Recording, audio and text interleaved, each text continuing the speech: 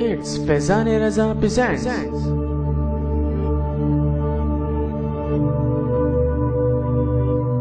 جسے چاہ بسم اللہ الرحمن الرحیم۔ السلام علیکم ورحمۃ اللہ وبرکاتہ۔ رمضان اسپیشل ٹرانسمیشن کے سلسلے میں پروگرام پیش کیا جا رہا ہے آپ کے مسائل کا حل، اور میں ہوں آپ کا میزبان آشکار داور۔ ناظرین، میرے ساتھ آج اس پروگرام میں شامل ہیں آپ کے مسائل کا حل بیان کرنے کے لیے شیخ الحدیث فقیہ العصر حضرت علامہ ابوبکر صدیق شاذلی علی صاحب۔ ناظرین کرام، آج جس موضوع پر ہم گفتگو کریں گے وہ ہے لباس اور زیور و انگوٹھی کے مسائل۔ جی ہاں ناظرین، ستر پوشی انسان کا ازلی ایک ضرورت ہے انسان کی، اور اگر یہ ستر پوشی ننگے ستر پر مشتمل ہو تنگی لباس کی وجہ سے تب بھی گناہ کے زمرے میں آتی ہے، اور اگر یہ ستر پوشی اسراف کی صورت میں ہو تو تکبر کی صورت میں ہو تب بھی گناہ کا شکل اختیار کر لیتی ہے۔ جی، ابتدائے انسان کے وقت سے درختوں کے پتوں سے انسان اپنے ستر کی پوشی فرمایا کرتے تھے، اور آج اس زمانے میں زرق برق کپڑوں نے انسان کی پوشاک کی شکل اختیار کر لی ہے۔ ناظرین، ہمارے دین نے، ہمارے مذہب نے ہمیں کس قسم کا لباس پہننے کی اجازت دی ہے، کس قسم کی زیورات یا انگوٹھیاں پہننے کی اجازت دی ہے یا نہیں دی ہے، اس حوالے سے آج ہم گفتگو کریں گے۔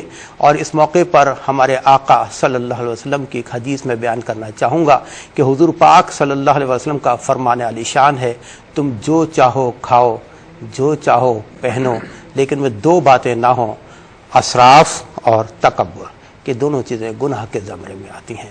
ناظرین، آپ کو بھی اس پروگرام میں ہم شامل کریں گے۔ ان دیے گئے ٹیلی فون نمبرز پر آپ ہم سے رابطہ کر سکتے ہیں جو آپ کے گھروں پر، آپ کے ٹیلی اسکرینز پر ہم ڈسپلے کر رہے ہیں۔ اس موضوع کے حوالے سے یا کسی بھی حوالے سے کوئی بھی شرعی مسئلہ آپ کے ذہن میں ہو، آپ بلا تکلف اس پروگرام میں شامل ہو سکتے ہیں، اور انشاءاللہ تعالیٰ آپ کے مسائل کا حل بیان کریں گے۔ شرعی حوالے سے جیسے میں نے بتایا میرے ساتھ موجود ہیں شیخ الحدیث فقیہ العصر جناب حضرت علامہ ابوبکر صدیق شاذلی صاحب۔ ناظرین، چلتے ہیں، گفتگو آغاز کرتے ہیں شیخ الحدیث ابوبکر صدیق شاذلی صاحب سے۔ مفتی صاحب السلام علیکم۔ وعلیکم السلام ورحمۃ اللہ وبرکاتہ۔ شریعت مطہرہ میں لباس کس قسم کی اجازت دی گئی ہے، اور لباس سے مراد کیا ہے؟ اعوذ باللہ من الشیطان الرجیم، بسم اللہ الرحمن الرحیم۔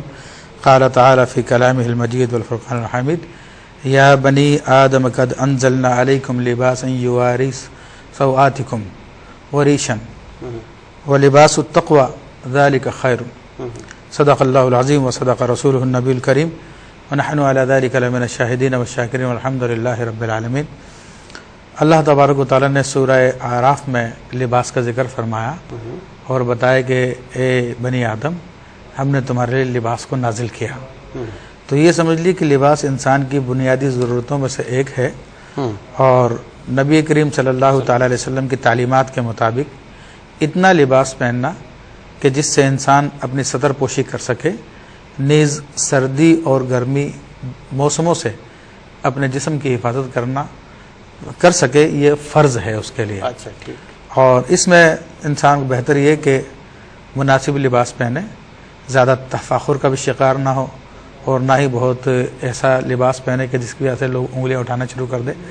درمیانی قسم کا لباس پہنے، البتہ عیدین اور جمعہ وغیرہ کے موقع پہ اچھا لباس پہنے، لیکن اس کو بھی علماء نے یہ فرمایا کہ اس کی اپنی عادت نہ بنا لے کہ روز روز ایسا لباس پہنے گا تو دل میں تکبر پیدا ہونا شروع ہو جائے گا، اور پھر لوگوں کو حقیر جاننا شروع کر دے گا۔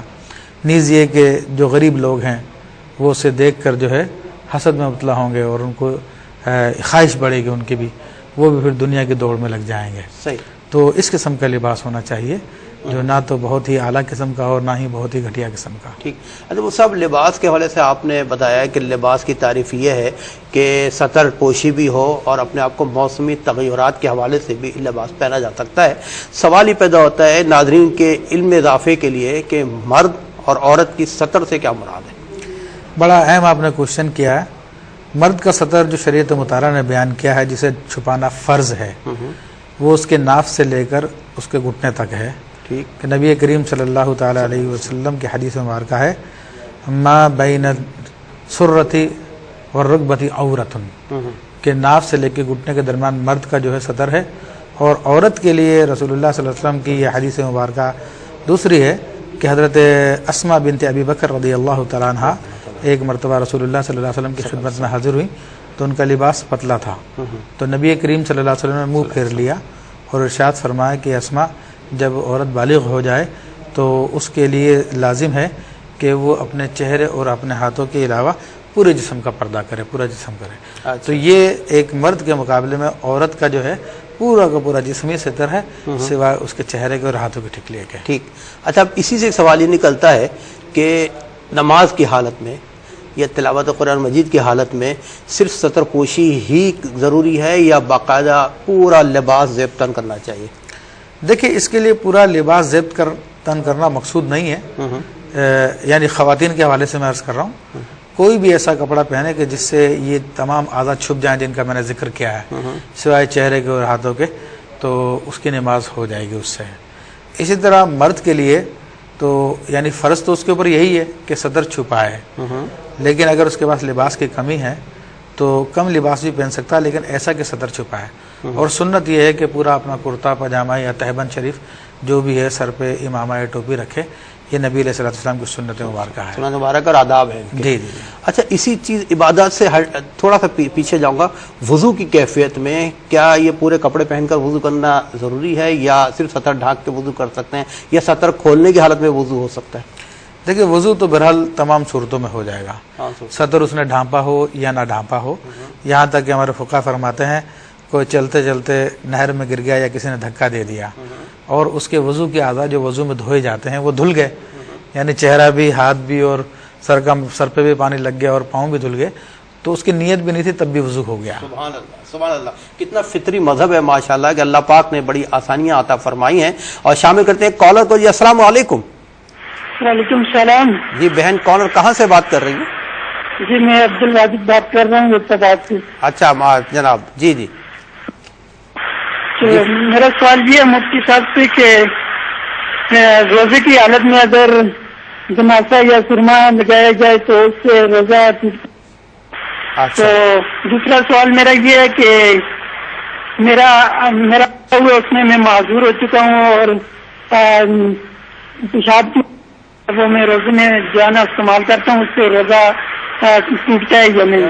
بھائی دوسرا سوال ہم سمجھ نہیں سکے، آپ نے کیا بیان دیا کہ پاؤں کے حوالے سے آپ معذور ہیں، تو پیشاب کے حوالے سے آپ کیا کہنا چاہ رہے تھے؟ جی میں یہ کہہ رہا تھا کہ چھوٹے پیشاب کی میں نمکی استعمال کرتا ہوں نا دن میں 2-3 مرتبہ، اچھا ٹھیک بغیر ہے، مجھے پیشاب نہیں آتا ہے۔ ٹھیک ہے بھائی، آپ نے اپنی پرابلم بتائی، اپنا مسئلہ بتایا ہے۔ سب سے پہلے تو میں آپ کے حق میں دعا کروں گا، تمام ناظرین آمین کہیں کہ اللہ تعالیٰ آپ کے عذر کو ختم فرمائے، صحت عطا فرمائے آپ کو، اور آپ نے ہمارے پروگرام میں شرکت کی، آپ کا بہت بہت شکریہ۔ جی مفتی صاحب۔ دیکھیں بھائی نے اچھا میں معذرت چاہتا ہوں، ایک کالر اور منتظر ہے، آپ کی اجازت کو شامل کرتے ہیں۔ جی السلام علیکم۔ جی وعلیکم السلام۔ جی بھائی کالر کہاں سے بات کر رہے ہیں؟ جی میں مسقط سے بات کر رہا ہوں، صابر۔ جی مسقط سے بات کر رہے ہیں، جی صابر بھائی۔ جی میں نماز کے بارے میں مفتی صاحب سے پوچھنا چاہتا ہوں۔ جی فرمائیے۔ جی ادھر عمان مسقط میں یعنی عصر کی نماز جو پڑھتا ہے 4 رکعت، وہ امام صاحب جو اہم پاکستان میں پڑھتا ہے اس میں پہلے 2 رکعت میں تو سورت پڑھتا ہے، پھر بعد میں 2 رکعت جو ہوتا ہے اس میں سورت نہیں پڑھتا ہے۔ ادھر جو 4 رکعت ہوتا ہے اس میں 4 میں سورت نہیں پڑھتا ہے، اس لیے اس امام کے پیچھے ہمارا نماز ہوتا ہے یا نہیں؟ سورت پڑھتا ہی نہیں ہے۔ عصر کی نماز کی بات کر رہے ہیں آپ، کہہ رہے ہیں سورت پڑھتے ہی نہیں ہے امام صاحب، یہ پوچھ رہے ہیں آپ؟ ہاں امام سے 4 رکعت میں سورت نہیں پڑھتے، آمین تک پڑھتا ہے پھر نیچے ہوتا ہے۔ اچھا بھائی ایک ذرا سا سوال ضمنی یہ ہے کہ یہ سری نماز ہے عصر کی، تو اس میں تلاوت تو ہوتی نہیں، تو آپ کو کیسے پتا کہ امام صاحب سورت نہیں پڑھتے؟ وہ جلدی نیچے ہوتا ہے، پھر ہم نے اس سے پوچھا، جب اس نے پوچھا اس نے بتایا ہم کون سے۔ ٹھیک ہے بھائی، آپ کا بہت بہت شکریہ صابر بھائی، آپ نے مسقط سے ہمارے پروگرام میں شرکت کی، اپنا بہت خیال رکھیے گا، تھینک یو فار دس کال۔ اور ناظرین اسی کال پر ہم جاتے ہیں ایک مختصر سے وقفے میں، رہیے گا ہمارے ساتھ۔ سے دور ہے منزلیں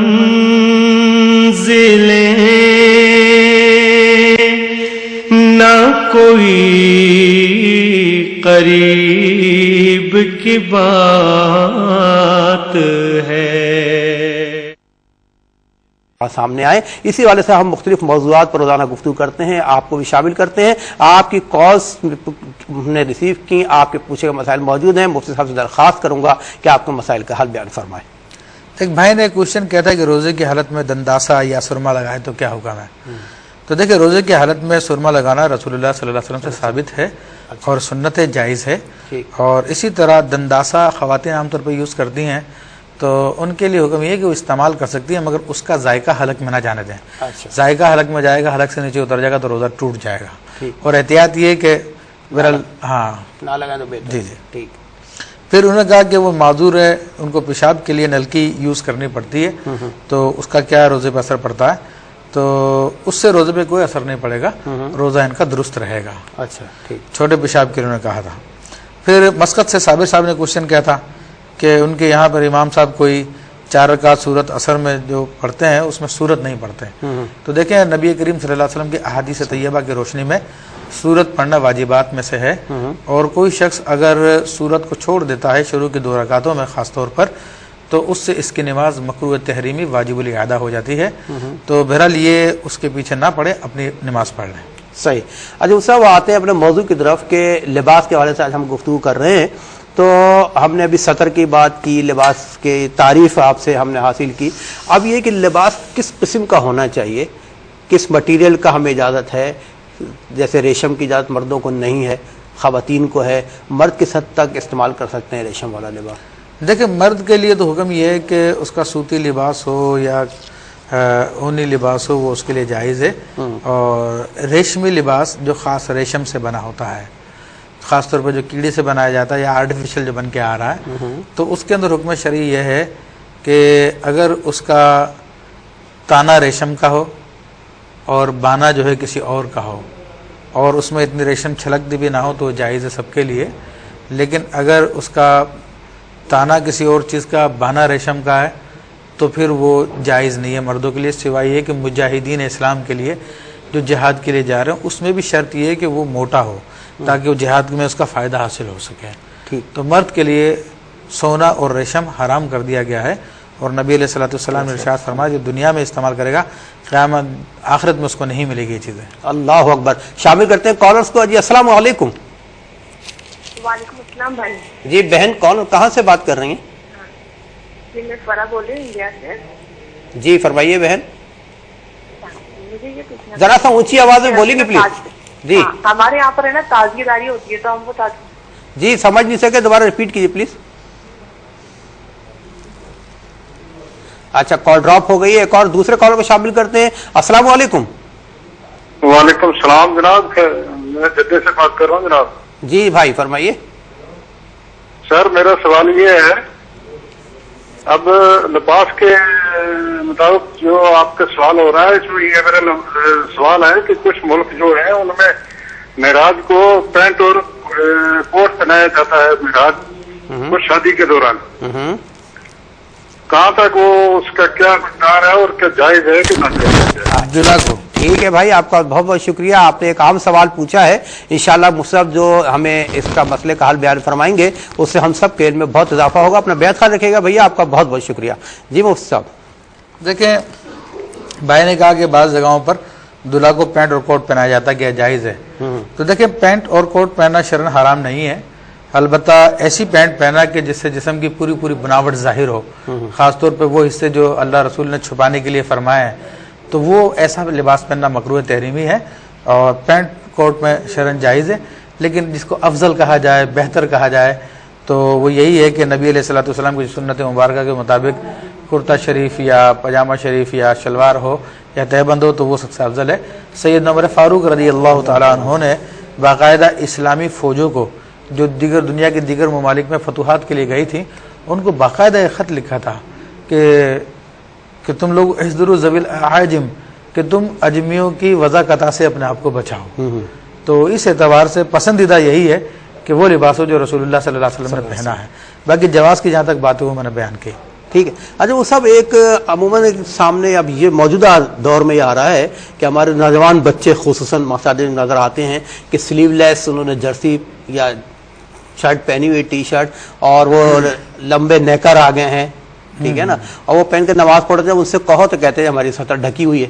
اس حوالے سے شریعت کیا کہتی ہے؟ دیکھیں اس میں سب سے بڑی بات تو یہ ہے کہ یہ اسلامی دنیا کا فیشن نہیں ہے, بلکہ یہ یہود و نصارہ کا فیشن ہے, جو ہمارے نوجوان وہاں کی فلمیں اور دیگر چیزیں دیکھ دیکھ کر اس کے عادی ہوتے چلے جا رہے ہیں.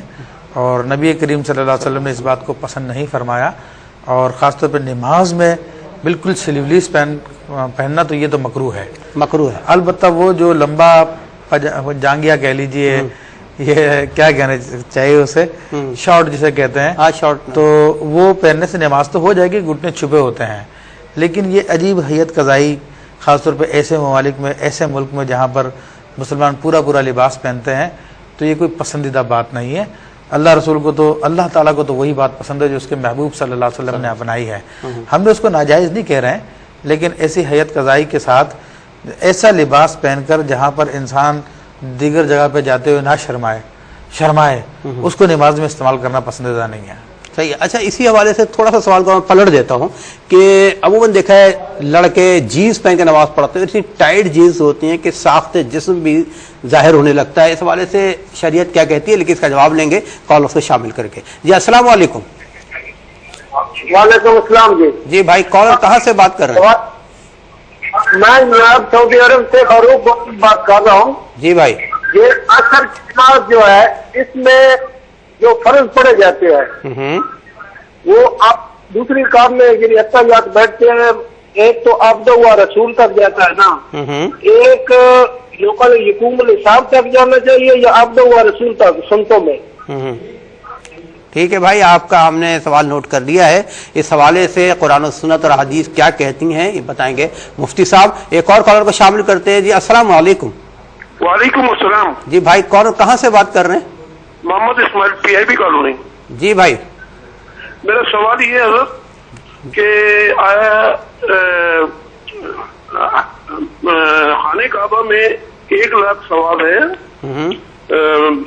مسجد نبوی میں 50,000 کا ثواب ہے ایک نیکی کا. جی تو بیت المقدس میں جو ہے مسجد الاقصی, اس کے بارے میں معلوم کرنا تھا, وہاں کچھ اجر.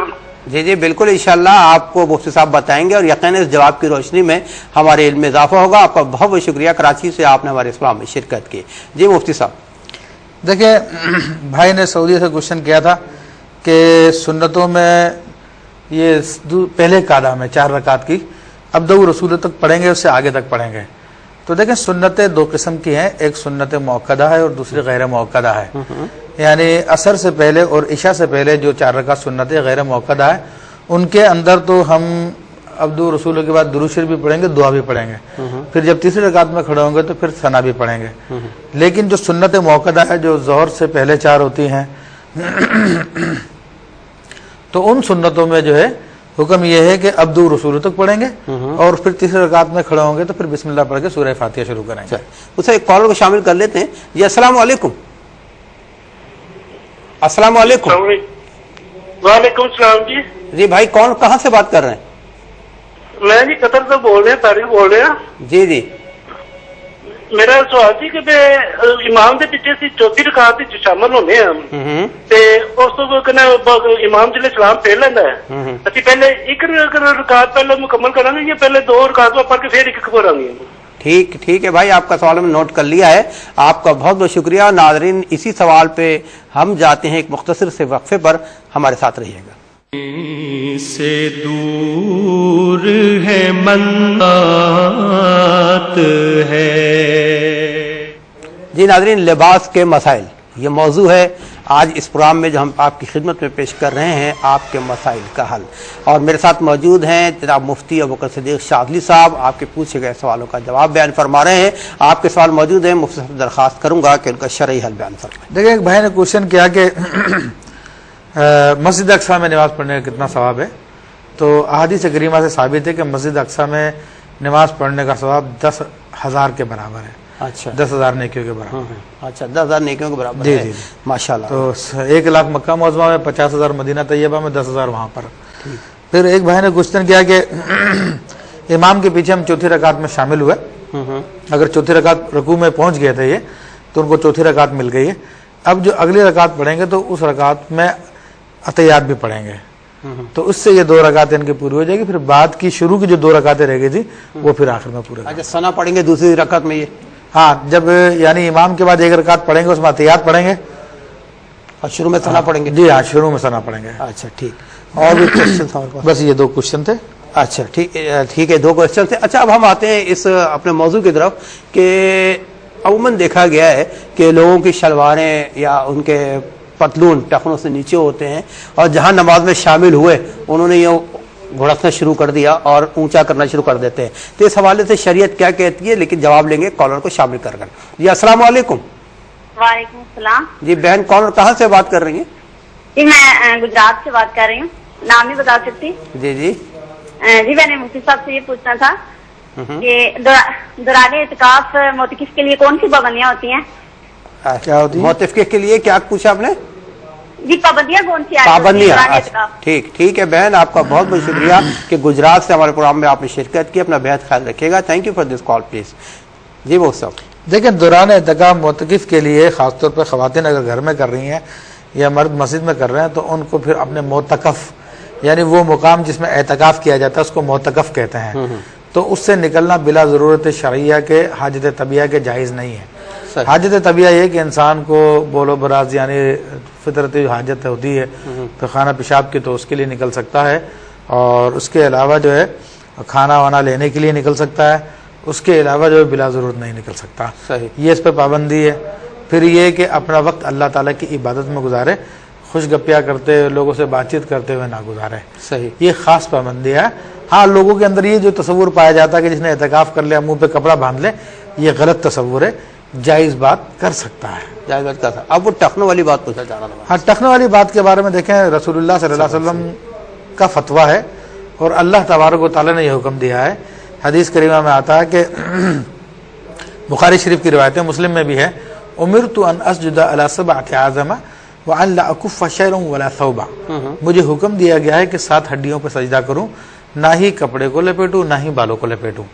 तो ये अब वाज़े रसूलुल्लाह सल्लल्लाहु अलैहि वसल्लम की हदीस मुबारका है, जब कोई शख्स नमाज के अंदर अपने पैंट को फोल्ड करेगा या शलवार को उड़चेगा तो वो लपेटने के हुक्म में, फोल्ड करने के हुक्म में है। हालांकि अल्लाह तबारक व तआला का हुक्म है कि ये काम ना किया जाए, तो इससे ये मकरूह तहरीमी उलमा ने करार दिया है।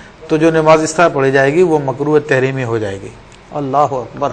अच्छा मुसब, ये तो टखने के हवाले से आपने बात की, आज लिबास के मौजूद हमने जेवर और अंगूठी के मसाइल पे बात करनी है। अब जेवर अंगूठी के लिए मैं समझता हूँ एक अलग प्रोग्राम करते हैं हम लोग, क्योंकि ये लिबास के मसाइल भी हमारे पूरे नहीं हुए। अच्छा चले, एक सवाल मेरे जहन में आया था कि आज नौजवान नस्ल आजकल वो जंजीरें, चेन्स पहनते हैं, अंगूठियाँ पहनते हैं, शरीयत के हवाले से देखिए, मर्द के लिए सिर्फ एक अंगूठी, वो भी चांदी की, वो भी 4.5 माशा से कम की हो, वो जायज़ है। उसके अलावा वो दूसरी अंगूठी भी नहीं पहन सकता, सोने की भी नहीं पहन सकता, किसी और धात की भी उसको पहनना मना है। तो ये सिर्फ इतनी अंगूठी की इजाज़त है, उसमें नग लगा सकता है। बाकी जो जंजीरें वगैरह लटकाई जाती हैं तो वो अगर लिबास के ताबे हैं तो वो तो ठीक है, लेकिन अगर गले में डाली हुई है मर्दों ने, चाहे सोने की डाली हुई, चाहे चांदी की, चाहे किसी और धात की, वो शरन हराम है। अच्छा, जायज़ नहीं। ठीक। अच्छा, मर्दों के लिए रेशम बिल्कुल हराम है, ठीक है, जन्नत में इंशाल्लाह रेशम मिलेगा पहनने को। बिल्कुल से मुराद ये है कि उसका लिबास नहीं पहन सकता, अलबत्ता अपने कपड़ों में, अपने कपड़ों इतना रेशम लगा सकता है जो 4 उंगल से कम की पट्टी हो, अपने आस्तीनों के कफ बना सकता है, अपने गिरेबान के बना सकता है, अपने दामन के कफ बना सकता है, वो पट्टी लगा सकता है, लेकिन 4 उंगल से ज्यादा ना हो। ठीक। अच्छा, चौड़ाई में लंबाई तो बड़ा ज्यादा हो सकती है। गला एक कॉलर को शामिल करते हैं। जी अस्सलाम वालेकुम। हेलो, अस्सलाम वालेकुम।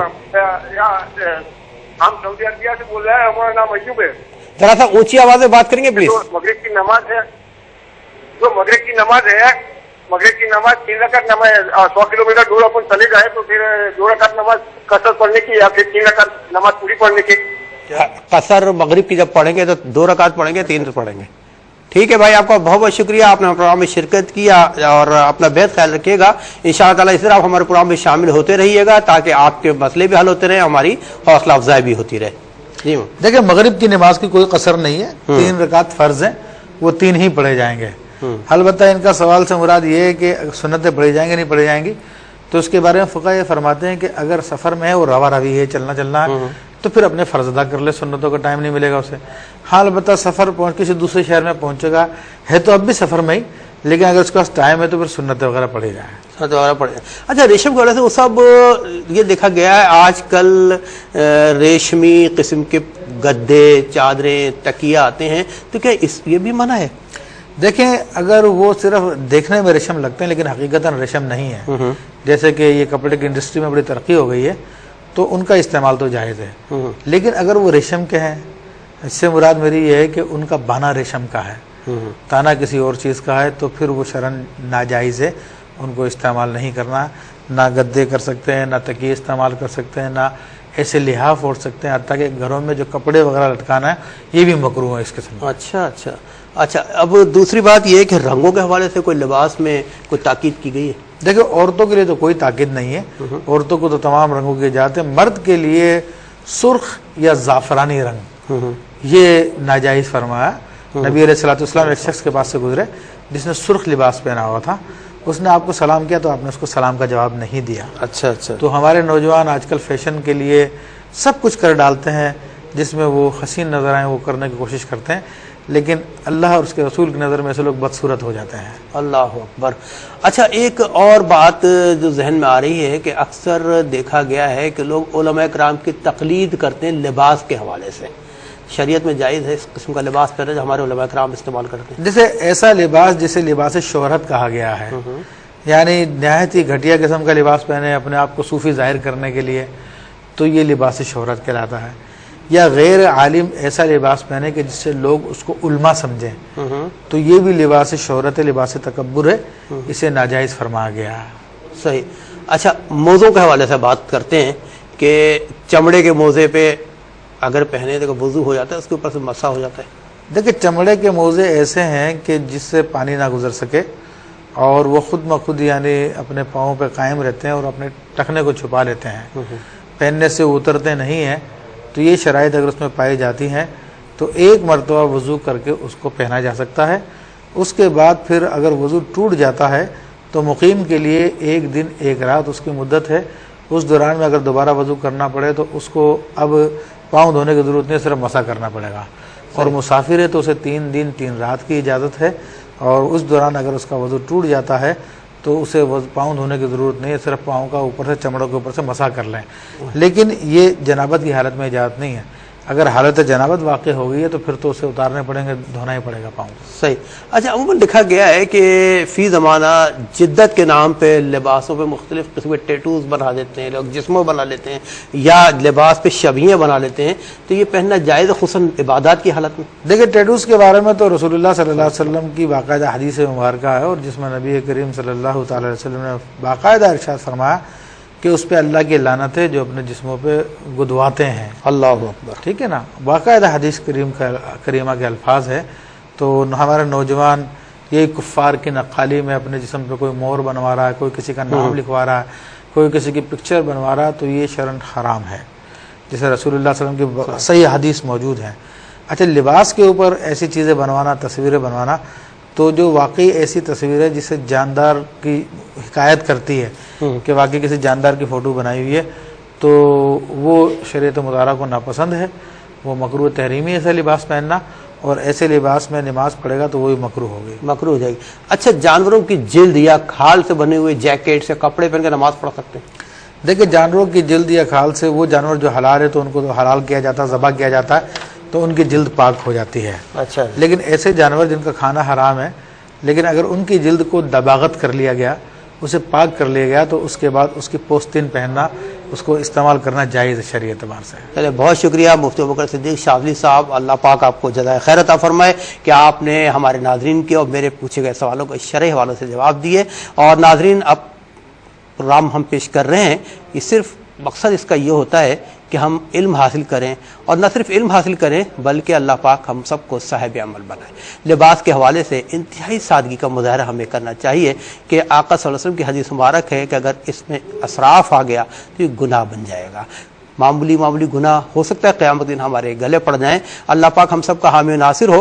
حضور پاک صلی اللہ علیہ وسلم کا جب وصال ہوا تو حضرت عائشہ صدیقہ رضی اللہ تعالیٰ عنہ فرماتی ہیں کہ حضور پاک صلی اللہ علیہ وسلم کے جسم اطہر پر ایک پیوند لگی ہوئی چادر تھی، اور کملی تھی اور ایک موٹا تہبند تھا. یہ سادگی کا عالم تھا ان ذات مبارک کا جس پوری کائنات کے بادشاہ جن کے لیے کائنات بنی ہے, ان کی سادگی کا یہ عالم تھا. اللہ پاک ہم سب کو آقا صلی اللہ علیہ وسلم کی اتباع کرنے کی توفیق عطا فرمائے. اپنا بہت خیال رکھیے گا. زندگی بخیر. تو انشاءاللہ رمضان اسپیشل ٹرانسمیشن کے حوالے سے پروگرام کل صبح 4:30 پر آپ کی خدمت میں آپ کا خاکسار میزبان آشکار داور لے کر پھر حاضر ہوگا. اپنا بہت خیال رکھیے گا. اللہ حافظ. فی امان اللہ. والسلام علیکم ورحمۃ اللہ. سے دور ہے منزلیں